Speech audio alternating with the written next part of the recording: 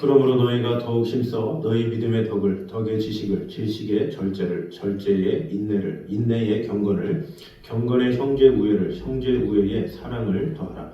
아버지 하나님, 우리로 하여금 믿음으로 말미암은 덕과 지식과 절제와 인내와 경건과 형제 우애와 사랑을 주신 주님을 찬양합니다. 오늘도 주님 앞에 나와 예배하며 우리의 마음이 믿음으로 말미암는 귀한 열매를 맺기에 부족함이 없는 귀한 시간 되게 하여 주시옵소서. 예수님의 이름으로 기도드립니다. 아멘.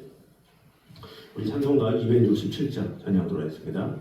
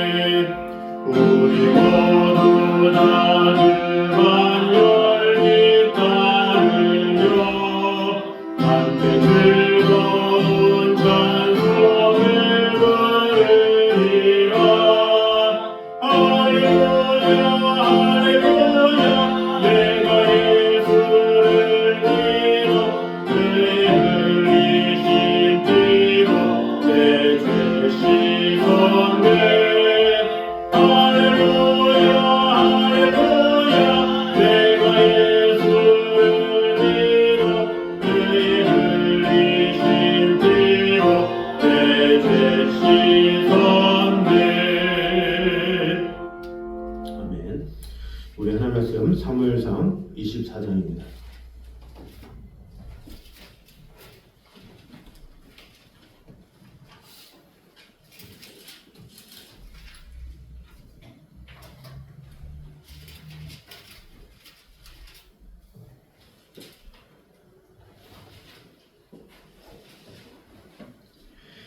사무엘상 24장 12절에서 22절까지 말씀입니다.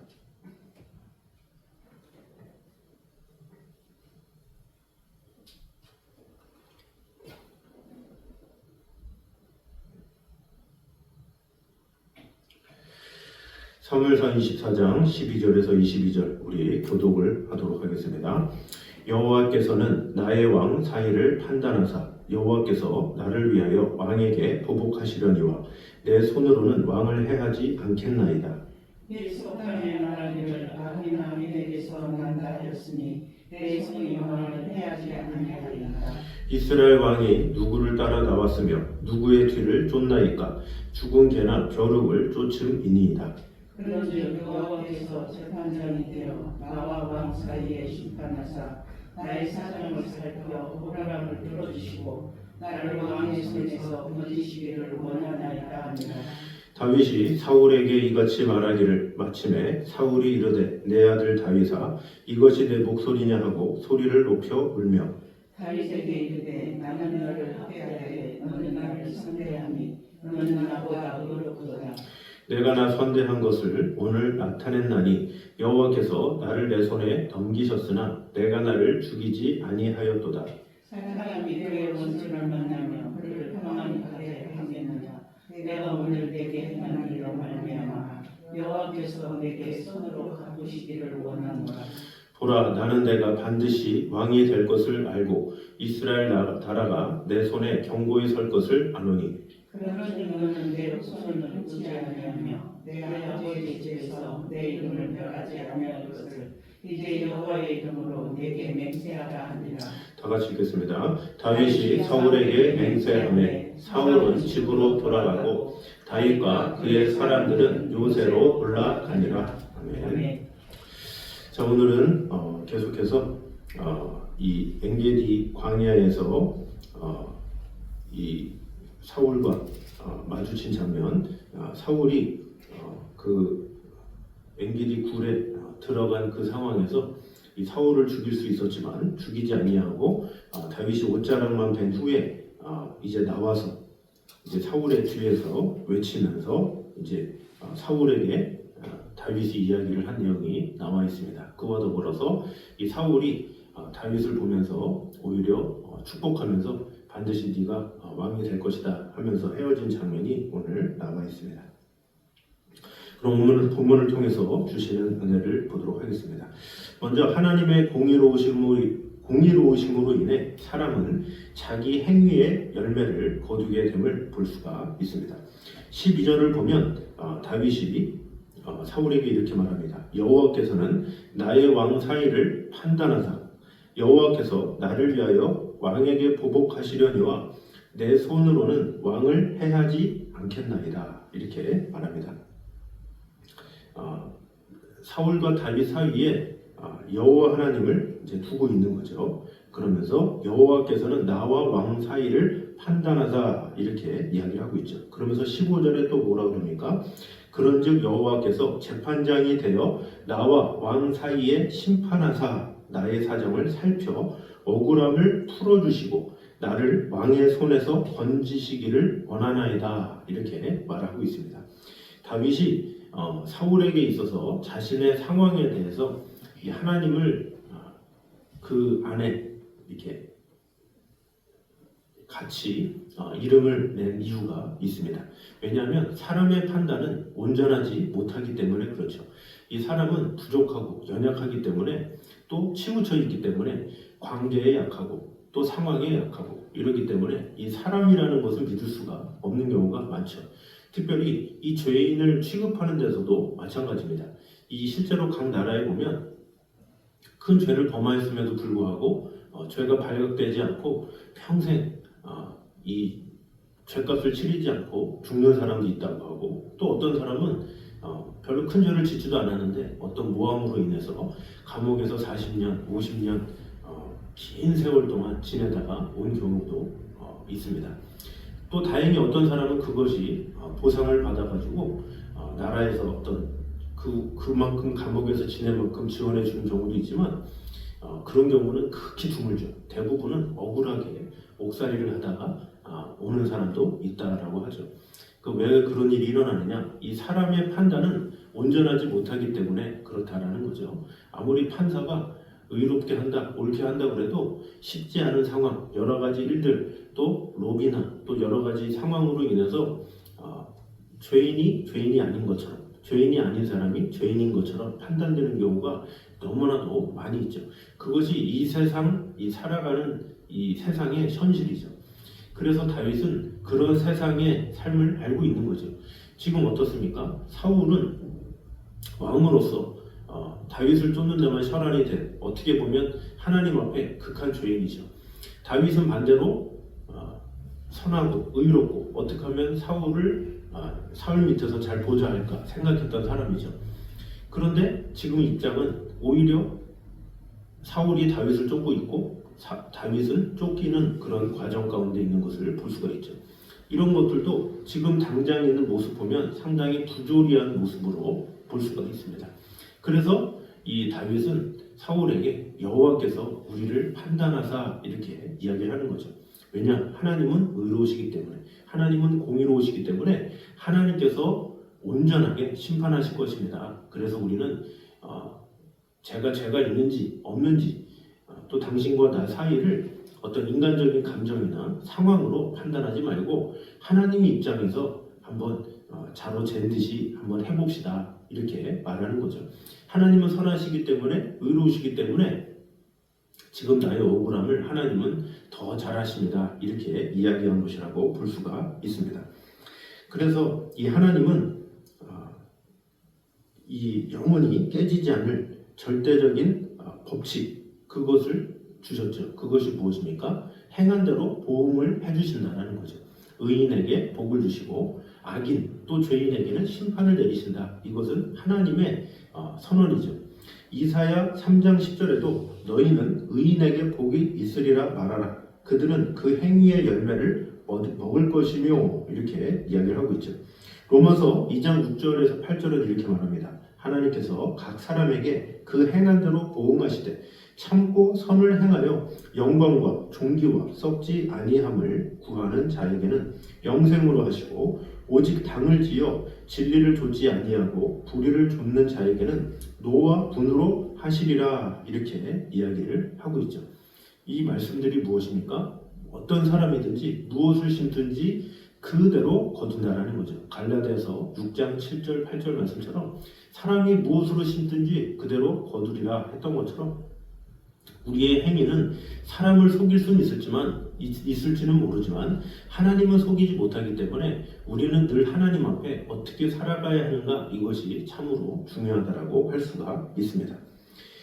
세상에서는 의인처럼 보이고 경건한 사람처럼 여기는 자들도 주 앞에 이르렀을 때는 그들의 죄악이 다 드러날 수밖에 없는 것입니다. 그러므로 우리는 무엇이든지 심는 대로 거둔다라는 것을 꼭 기억하므로 사람의 판단은 부족하고 연약하고 온전하지 못하지만 하나님의 판단은 완전하다라는 마음을 가지고 결국에는 그것을 판단하신 분도 하나님이시죠. 사람은 이 세상을 살아가는 그 순간만 판단을 하죠. 그래서 당장 그 순간만 그 판단을 가지고 친구를 사귀기도 하고 관계를 맺기도 하고 또 마음을 주기도 하고 여러 가지 많은 일들이 있죠. 그러나 그런 인간의 믿음과 신뢰는 오래가지 못하죠. 그러나 하나님의 선택과 하나님의 택하심은 우리의 행한 대로 역사하시는 그런 공의로우신 그런 것이다라는 것을 꼭 기억함으로 말미암아 그리스도의 심판대 앞에 반드시 나중에 드러나게 될 것을 꼭 기억함으로 우리의 삶이 사람 앞에서가 아니라 하나님 앞에서 온전히 행하기에 부족함이 없는 저 여러분 되시기를 주님의 이름으로 축원합니다. 두 번째는 성도는 주가 주신 달란트를 무익한 일에 허비하지 않도록 경계해야 함을 볼 수가 있습니다. 14절에 사울에게 또 이렇게 말합니다. 이스라엘 왕이 누구를 따라 나왔으며 누구의 뒤를 쫓나이까? 죽은 개나 벼룩을 쫓음이니이다. 이렇게 말을 하고 있습니다. 이것은 힘이 없는 자기를 잡으려고 군대까지 이끌어서 저를 잡으러 왔습니까? 저는 그저 죽은 개나 벼룩과 같은 존재입니다. 이렇게 말을 하고 있는 거죠. 한 나라의 왕이 어떤 한 사람을 쫓는다. 그것도 개인이 쫓는 것도 아니고 모든 병력을 이용해서 쫓는다. 참으로 구차하고 참으로 어리석고 참으로 참 수준이 낮은 그런 모습이라고 볼 수가 있죠. 이것은 무엇을 알 수가 있냐면 이 사람이라는 것이 잘못된 생각, 잘못된 관념에 사로잡히면 쓸데없는 것에 마음을 다하게 된다는 것을 보여주고 있습니다. 이 사울에게 있어서 가장 중요한 것이 무엇입니까? 이 왕국을 하나님께서 세우신 이스라엘을 어떻게 하면 잘 통치하느냐, 그것이 바로 하나님의 뜻이겠죠. 그래서 사무엘을 통해서 기름 부음을 받았을 때 그가 이스라엘 민족을 하나님 중심으로 하나님의 나라로 이끄는 것이 바로 그의 직분이었죠. 그때에 왕이 없었기 때문에 이래저래 중심이 없는 그런 상황에서 이스라엘 백성들이 우리에게도 왕을 달라 이렇게 요청을 하죠. 그 왕을 달라라는 그 요청을 하나님께서는 이 사울을 통해서 이루신 거죠. 어떻게 보면 왕이 없고 사사가 있는 그런 상황에서 나라가 주인도 없이 방황하고 유리하고 이런 상황이 있었기 때문에 그 당시 때 왕은 아주 중요한 역할을 한다라고 볼 수가 있습니다. 그래서 이 사울은 이스라엘 백성들을 어떻게 하면 옳은 길로, 의로운 길로 하나님께서 기뻐하시는 길로 인도할까, 그것을 고민해도 부족할 정도로 그의 책임은 막중했다라는 거죠. 블레셋과의 전쟁뿐만 아니라 아말렉이나 또 여러 가지 그 주위에 있는 수많은 나라들과의 전쟁은 고사하고 그 무엇보다 그 모든 것을 주관하시는 하나님의 뜻 안에서 그 나라를 건설하고 그 나라를 세우는 것이 사울에게는 가장 중요한 핵심의 일이었다라는 거죠. 그러나 그런 사울이 갑자기 다윗을 만나고 이 다윗에 대한 질투심이 가득하게 생겼죠. 그 다윗에 대한 질투로 인해서 그가 행한 것이 무엇이냐? 다윗을 죽이려고 마음을 먹은 사실이죠. 그래서 이런 생각 저런 생각하면서 다윗을 어떻게 하면 죽일까? 이런 고민만 하게 됩니다. 결국 그 과정 가운데 어떻게 합니까? 블레셋 사람의 양피 100을 갖고 오면 내 사위로 맞아주겠다 이런 식으로 해서 자신의 딸까지 팔아 넘기면서까지 다윗을 죽이려고 했던 그런 사람이었죠. 지금은 어떤 상황입니까? 다윗은 광야로 도망간 상황이에요. 광야로 도망간 다윗이 무슨 일을 할 수 있겠습니까? 그곳에 있는 사람이 이전에 언급했지만 한 300~400명이었다가 나중에는 늘어난 인원이 600명이죠.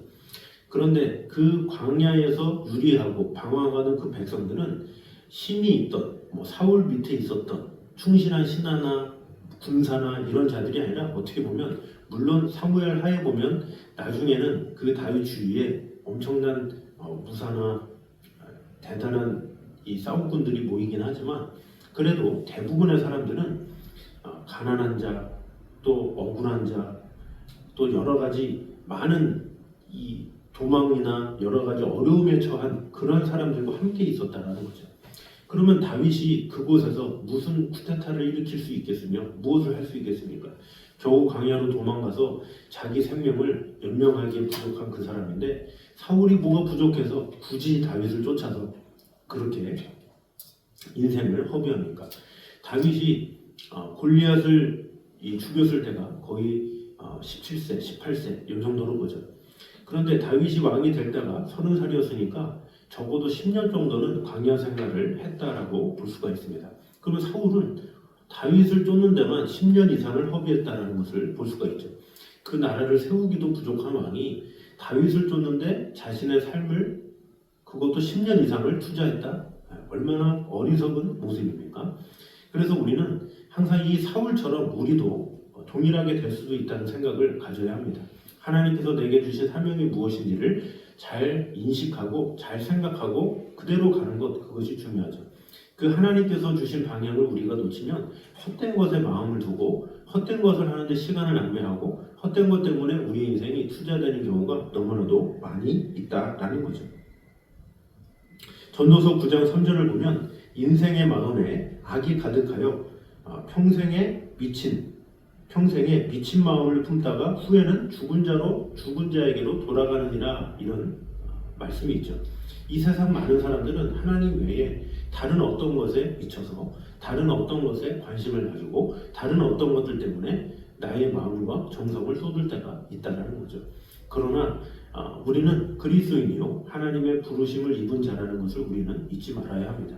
우리에게 생명을 주시고 우리를 구원해 주시고 우리에게 사명을 주신 분이 하나님이시기 때문에 우리는 하나님께서 주신 달란트, 이것을 하나님의 영광을 위해서 사용하는 것, 그것이 가장 귀한 일임을 꼭 기억함으로 말미암아 이 사울이 자신의 직분을 잃어버리고 블레셋을 섬멸하고 이스라엘 백성들을 하나님의 품 안으로 이끄는 것을 버리고 다윗을 쫓았을 때 하나님께서 안 좋은 최후의 결말을 보여줬던 것처럼 우리 또한 하나님께서 기뻐하시는 그런 삶을 살기 위해서 헛된 것에 마음을 두는 것이 아니라 하나님께서 주신 사명이 무엇인지를 다시 한번 되새기면서 그 사명대로 말씀대로 살아가기에 힘쓰는 저여러분 되시기를 주님의 이름으로 축원합니다.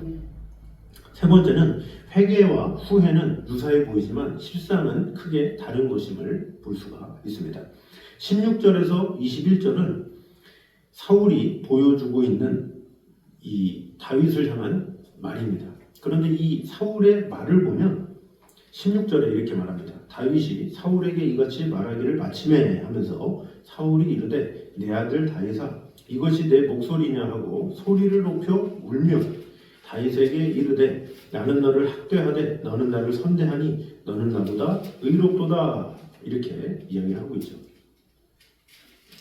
여기 이 16절 뒤에 보면 소리를 높여 울었다, 이런 장면이 나오죠. 이 사울의 이 고백, 이것이 진실된 고백이겠습니까? 다윗이 밧세바의 일로 하나님 앞에 범죄했을 때 그는 시편 51편 4절에 이렇게 고백합니다. 내가 주께만 범죄하여 주의 목전에 악을 행하였다, 이렇게 고백을 하고 있습니다. 자신이 우리아에게 잘못했지만 그 전에 하나님과의 관계에서 죄를 범했습니다, 이렇게 고백을 한 거죠. 지금 사울은 반대로 다윗과의 관계만 이야기하고 있죠. 사실 어떻게 보면 아까도 언급했지만 사울에게선 잘못은 자신의 사명을 깨닫지 못했던 거죠. 왕으로서의 행동, 왕으로서의 자신의 위치를 깨닫지 못했다는 것이 가장 큰 잘못이죠. 그런데 지금 그는 자신의 잘못을 이야기하는 것이 아니라 그저 다윗과의 관계에 내가 너를 쫓았는데 참 본의 아니게 그렇게 됐구나, 이런 식으로 이야기를 한 거죠. 이것은 이 사울의 고백이 거짓 고백이었고 사울의 회개는 거짓 회개였다라는 것을 볼 수가 있습니다. 그가 하나님 앞에 정말로 잘못했고 정말로 진실함으로 하나님 앞에 죄인임을 깨달았다면 어떻게 됩니까? 다시는 다윗을 핍박하면 안 됐겠죠. 그러나 이 다음에 보면 또다시 다윗을 쫓아다니고 다윗을 핍박하는 장면이 나옵니다. 이것은 무엇입니까? 그가 온전히 회개하지 않았다, 이것을 볼 수가 있습니다. 그러므로 우리 또한 겉모습은 회개인 것 같지만 우리의 삶이 변화되지 않는 모습들이 너무나도 많다는 것을 우리는 알아야 합니다. 여호수아서에 보면 마지막 고별 설교를 하죠. 여호수아 24장 19절에 너희가 능히 섬기지 못할 것은, 이러면서 자신은 하나님을 섬길 건데 너희는 하나님을 잘 섬기지 못할 것 같아, 이런 식으로 말을 하고 있죠. 그러면서 이제 여호수아가 죽게 되는데 실상은 그 당시 때 여호수아와 그 몇 명 빼고는 이스라엘 백성들이 어떤 우상 숭배를 같이 하고 있었다 그러죠. 그랬기 때문에 사사기에 보면 각기 자기 소견에 옳은 대로 행한 것이죠. 그러니까 이스라엘 백성들조차도 바로 겉으로 보이기에는 진정한 것처럼 온전한 그리스도인들, 하나님을 믿는 선민처럼 사는 것처럼 보이지만 실제로는 그런 모습이 아니었다라는 거죠. 진실된 신앙인의 모습이 아니었기 때문에 나중에는 그들이 변절하게 되고 그 사사기 때에 수많은 전쟁이 일어나게 되죠. 그 수많은 전쟁은 그들이 하나님 앞에 진실된 회개를 하지 않았기 때문에 그래요. 진실된 회개를 안 했기 때문에 하나님께서 메소포타미아도 보내고 블레셋도 보내고 여러 가지 나라들을 보내면서 계속해서 이스라엘을 경고한 거죠. 너희들 제대로 회개해라. 제대로 회개해야지. 제대로 회개하지 않으니까 내가 너에게 심판하는 거 아니냐. 이런 경고로 사사기의 말씀들을 보여주고 있는 거죠. 그럼에도 불구하고 이스라엘 백성들은 그 하나님의 경고를 무시하고 그 하나님의 경고를 업신여기죠. 그래서 사사기 18장, 17장부터 보면 미가의 신상에 대한 이야기도 나오고 베냐민 지파에 대한 이야기도 나오고 다 그것이 잘못된 우상숭배, 잘못된 이 하나님을 믿는 그런 신앙, 온전한 회개가 아니라 그저 겉으로 보이는 형식적인 거칠의 그것들만 있었기 때문에 큰 문제가 있게 된 것이다 라는 것입니다.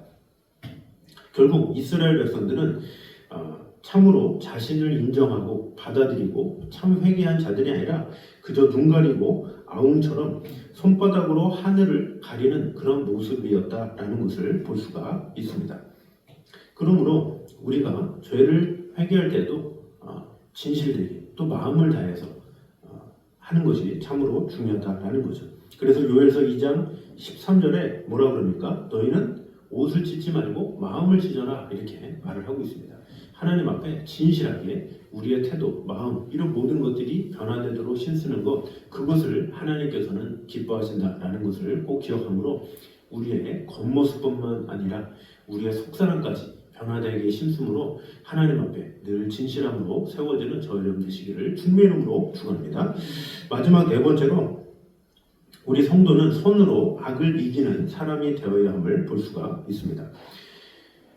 지금 본 말씀을 다시 보면 사울이 다윗의 의로움을 인정한 것을 볼 수가 있죠. 17절에 다윗에게 이르되 나는 너를 학대하되 너는 나를 선대하니 너는 나보다 의롭도다 이렇게 이야기를 하고 있죠.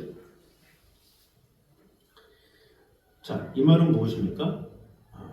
나는 너에게 악을 행했는데 너는 나를 손으로 갚네 이렇게 말을 한 것이죠. 이 다윗은 분명히 사울을 죽일 수 있음에도 불구하고 악을 악으로 이길 수 있음에도 불구하고 손으로 갚았죠. 그런 손으로 갚은 행동을 사울도 알았고 그것을 알았기 때문에 다윗에게 오히려 감사하다고 하면서 이제 헤어진 것을 볼 수가 있습니다. 사울은 비록 이후에도 다시 한번 다윗을 추격하기는 했지만 그가 여기서 승리를 인정했다. 이것은 분명하죠. 이것은 무엇입니까? 다윗이 승리자다라는 거죠. 이 사람들 볼 때는 뭔가 악으로 갚을 때, 뭔가 원수를 크게 갚을 때 그것이 승리했다라고 생각하지만 하나님의 방식은 그렇지 않다라는 거죠. 오히려 악을 선으로 이기는 것, 내가 폭행으로 아니면 전쟁으로 이길 수 있지만 말로나 아니면 성품으로 이기는 것, 이것을 하나님은 더욱더 귀하게 여기신다라는 거죠. 다윗은 언제나 하나님의 뜻 가운데 이 사울을 대했죠. 그래서 사울이 머리가 아프고 또 힘들 때에도 악기를 통해서 그를 치유하고자 했고 마음을 다했죠. 사울에게 대항한 적도 없고 그저 하나님께서 어떻게 하실지를 지켜본 그런 모습이다라는 거죠.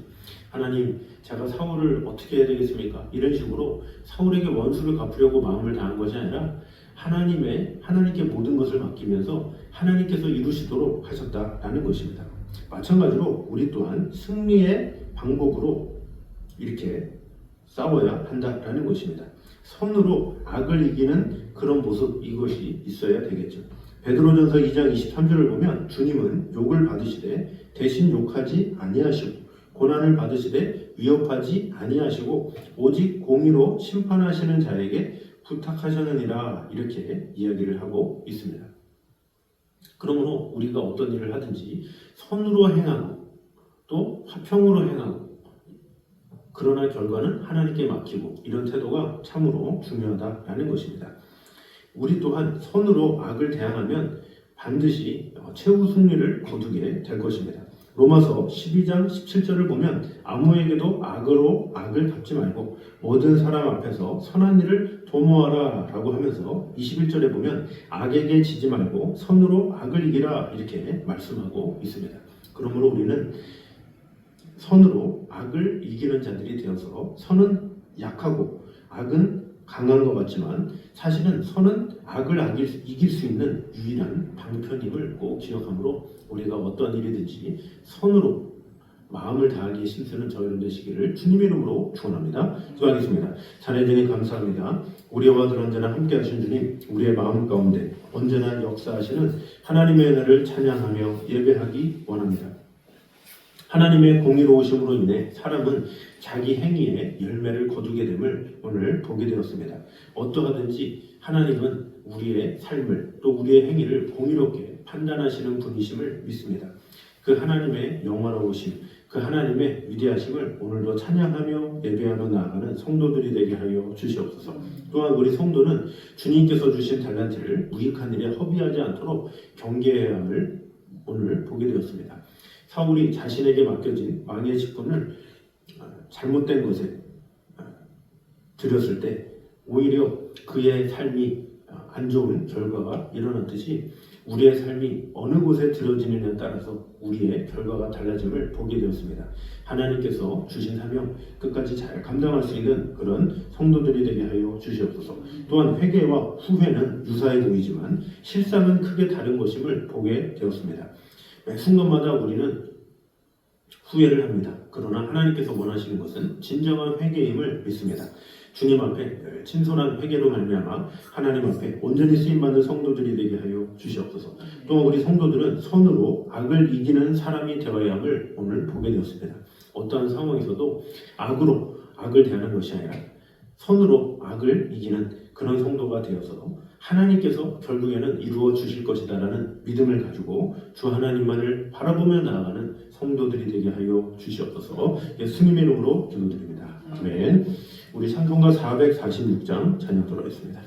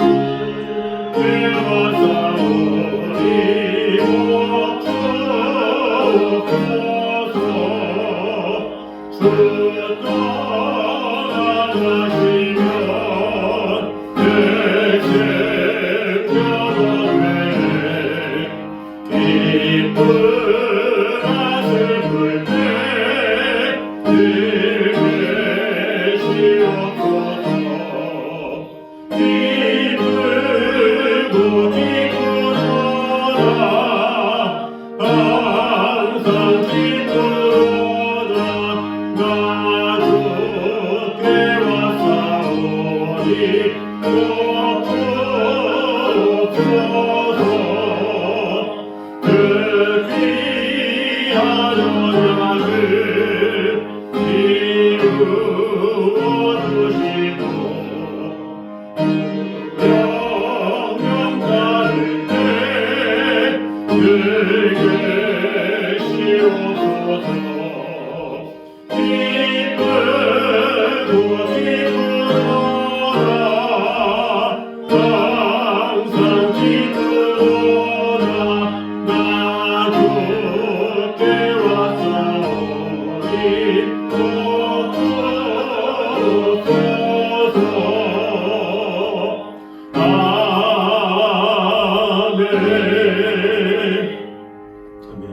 이제는 우리 주 예수 그리스도의 은혜와 아버지 하나님의 무한하신 사랑과 성령님의 교통하심이 늘 하나님 앞에 온전한 마음으로 살아가길 원하는 이 자리에 있는 모든 성도들 위해 이제부터 여기까지 함께 있기를 간절히 축원하옵나이다. 아멘.